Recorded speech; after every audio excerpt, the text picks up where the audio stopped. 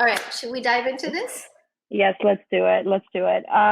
So Sarah, why don't you start off with giving us a bit of introduction on yourself and what your role at Kiva entails in terms of the strategic partnerships that you're setting up right now. I know you told me earlier that your calendar is full and you're having these types of meetings all the time. So why don't you tell us a bit about Kiva and the work that you guys are doing to support small businesses? Absolutely. So before I tell you what I do with Kiva, I'll just give a brief intro of what really Kiva is and why Kiva started in the first place. So Kiva was founded in 2004, and the objective was financial democracy. Why do banks have all the power? There are enough people in the world that if they all decide to help each other, we will probably never need bigger institutions. So Kiva is world's largest crowd lending platform that offers microloans up to $15,000 to small businesses to run their businesses. And these loans have no interest and no fee on them, on those loans. Kiva's headquartered in San Francisco, but they started their services in the developing world, so Latin America and Africa and Southeast Asia. It wasn't until 2013 that they realized that they've ignored their own backyard and they didn't support the small businesses in the US. So that's when the Mm-hmm. Kiva US was born, and I'm a part of the Kiva US. And what Kiva US does now is we work with a lot of undocumented people, minority businesses, even home-based small businesses, or any sort of business who can use $15,000. And sometimes a lot of people who come to us have been rejected by the financial institutions. So they come to Right. us, they use our tech platform, and they fundraise through. We have 1.8 million active lenders on the platform, plus the local community gets really activated. So the whole idea is let people help people. Anyone can lend up to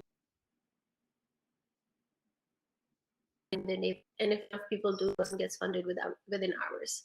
So that's what we do, and especially with the Corona situation, we have changed our product a lot. We have given longer grace periods, and we used to do 10,000 loans, and now we're doing 15,000 loans. And I keep telling this to everyone that I have worked for Kiva for many years, but I have not seen this kind of traction before that I've seen in the month of March. Like every small business has started a Kiva loan Mm-hmm. because of the lack of the PPP grants and all of that. And a lot of governments are now coming to us wanting to partner in a way, because all of a sudden people have realized that how important people can be in helping people. And that's like true financial democracy. And that just warms my heart. That's awesome. That's really great to hear. So, can you speak a little bit about what the business model of Kiva specifically is? So, how do you guys make money? And of course, during a time like this, demand is definitely up. Lots of small businesses out there struggling to make ends meet. So, how do you ensure that the supply is also there at the same time? Sure. So Kiva is a nonprofit. So we don't have to worry too much about making money because we run as a 501c. And then the way we have realized that we can be sustainable just lately is that in 2019, we pivoted our strategy, where instead of just offering our services free to all the cities, we realized that we should partner with and collaborate with the city governments or foundations or other organizations who can use this tech platform in their city. So now what we do is, and this is what my role is about, is like I do a stakeholder analysis for a particular city, because it's practically impossible for Kiva to hire one Kiva person in every city so we can run our platform there, For right? And sure. it's just not practical. So what we do now, and we totally believe in collaboration, is that we go into a city, I do a stakeholder analysis, I bring all the right people to the table, and I show them what we can do together. Like the scale can be 5x if we do it together. So then we create a hub, which is somebody who's already working with a similar kind of clients that we work with, like small to medium-sized businesses who always have trouble with access to capital. We train somebody from their organization and we make it a capital access manager. We train that person with everything, all the best practices. And that capital access manager is responsible not only to support the small businesses in that area, but also to create a very active lending community. And then there's a small fee associated with it that comes to Kiva to run Mm-hmm. all these trainings and give access to the backend admin and all of that. still the loans still stay without interest and fee, so the borrowers don't have to bear any burden. But the organization who's using this tech platform that we've built gives us a small fee, and that has, for the first time in the history of Kiva, is making like a sustainable model for Kiva to expand and scale, and also to collaborate with all the other partners out there. Awesome. That's great to hear. In terms of the qualification criteria for these small businesses, so a lot of people here are running their own startups or small businesses in various parts of North America and even the world. What does the criteria look like for small businesses, and what kinds of businesses are you seeing getting a lot of traction and a lot of funding right now on the platform? Sure. So what we take pride in at Kiva is we say that we don't want to see your credit score. We're only concerned about your character. So our underwriting is only asking them, we don't ask for credit scores or big collaterals. The only thing we ask for is, tell us what your story is, why this loan would help you, and just give us some social media links that we can follow and support you through those social media links. And the other social underwriting we do is, like, in the first phase of fundraising, bring at least 6 to 7 people from your friends and family circle who can give you as little as $25. Mm-hmm. That's all the underwriting we do. Like, that's the criteria. We call ourselves, so if you imagine a financial ladder, the first rung is always the most difficult to reach at, right? If you don't have money, no one will give you money. So a lot of people fall through the cracks trying to reach to the first rung. So what we call ourselves is, we are a stepping stool for people to reach that first rung. And as soon as they're on the first rung and they have some financial literacy and they have $10,000 to $15,000 to work with, when they return that money, then we refer them to our other partners who can then give them $25,000.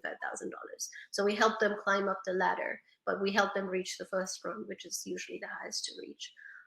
So that literally, there's practically no criteria except for like telling your story really effectively. Awesome. In terms of the different small businesses that you're helping right now, what are some good success stories that you can speak to, especially during this crisis?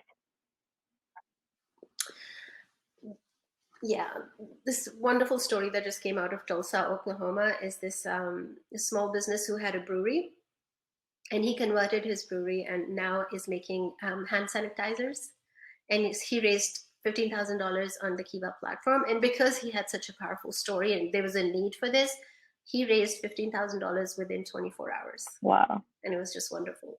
So he pivoted because of the situation, and he understood the need of the community, and he made a new product out of his old product, which got funded really, really quickly.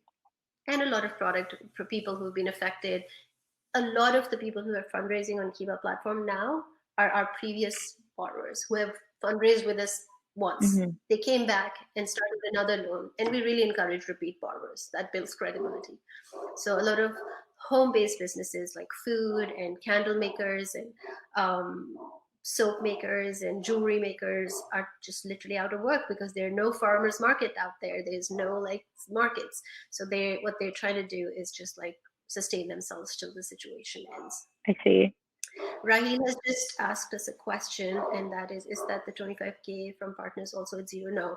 No. I think Kiva, luckily or unluckily, is probably the only micro lending platform out there that does 0% loans. I don't know of anyone else who is doing 0% loans at the moment. In terms of the partners that you spoke to, can you give a little bit more detail? I know that a lot of people would be interested in some of these bigger loans, but what are the kinds of institutions that you're speaking with, partnering with, and that you're handing off some of your more successful businesses to? Yeah.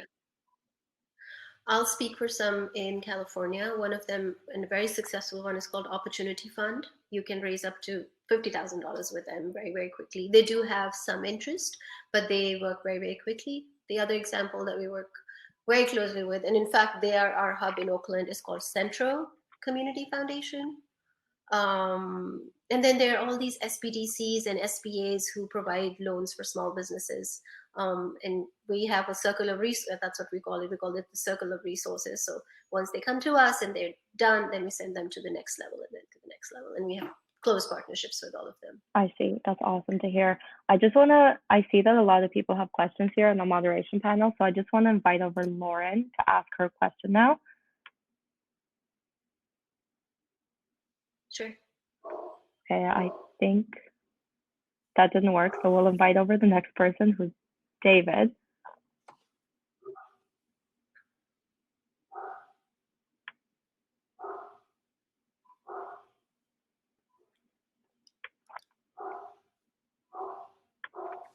Okay, I see that no one is. Oh, there we go. Hello, Hi, this is Raheel. So I think we were in the queue to get authorized to enter the session via video. Thank you. That's awesome. Great to hear you, Sarah. And absolutely wonderful session. I got the answers. I think what Kiva is doing is really amazing for the small businesses. And I am in touch with a lot of people, small business owners, who are getting benefited from Kiva. So kudos to you. Excellent job. Oh, thank you, Raheel. That's very kind. I do think that there are enough people in the world that even if not all of us, but at least a quarter of us decide to give $25, we won't need the banks. Absolutely. Do you find that giving has gone up during a time like this? Oh, there's a reason people are getting funded for 15K and within 24 hours. People are in such a giving mode. And I think disasters bring us together. Everyone wants to help. That's awesome to hear. And not just lenders. We have had partnership requests from all the bigger foundations, and they're adding matching funds, which means that if I'm fundraising on the Kiva platform and I'm raising $6,000, I'll be done by the time I raise $3,000 because the rest will be matched by Sobrado Foundation or let's say San Francisco Foundation. So a lot of bigger tech companies are adding like matching funds to the people that they're interested in helping. So not just lenders, but also like institutions are trying to figure it out. Can you speak a bit about how you're working with government to ensure that small businesses are getting the funding that they need? So working with governments is tricky because their processes and systems are so slow, and we really need to fast, at least at this time. So we are trying to augment what they're doing, but we're not directly working with the governments. We're working directly with the foundations and tech companies and local small businesses. The government tries to help by adding matching funds because that's something that they can do. But like, yeah, joining hands with them just will slow us down at this point. Yes, government does tend to be a bit slower. Yeah. Awesome. In terms of the NPO landscape now, Sarah, what advice would you have to different NPOs and charities worldwide that are finding themselves a little bit short in terms of their fundraising revenues, especially in a time like this? So unable to host fundraising events, annual walks, annual runs. What advice would you have for people that are running NPOs in a time like this? In a time like this, or just generally, I think the future that we're heading towards should not completely rely on fundraising. There should be some aspect in all nonprofits, in all NPOs, where you're sustaining yourself in one way or the other. It could be partial, it could be like, I've always believed in self-sustainability, and I think that's the only way to grow. Otherwise, tomorrow, if people just stop giving the money, is your nonprofit going to stop working? And that scares me, right? I used to run a nonprofit. Let Us Be Kids was a nonprofit, and then I made it an S Corp because I realized that if I want to go the distance, I need to make my own money and I need to have my own resources instead of always relying on grants. So my advice would be, yes, finding grants and fundraising is awesome. It's hard, you know that. It's really difficult. Find a way to sustain yourself. And every organization has something to offer, some value that they can sell. Like Kiva didn't have that till like 2 years ago. Like we were completely nonprofit, but now we realize that there's a tech and that can add value to the governments and the foundation. So might as well, be sustainable. Because if you're not sustainable, it's hard to be scalable. For sure. And they go hand in hand. Can you speak a bit to how you were able to make your NPO sustainable? So what kind of business model did you incorporate? So as I said, it's we used to hire people like me to run a region, right? I was hired to run Silicon Valley, right? And we realized important. People went on like 200%.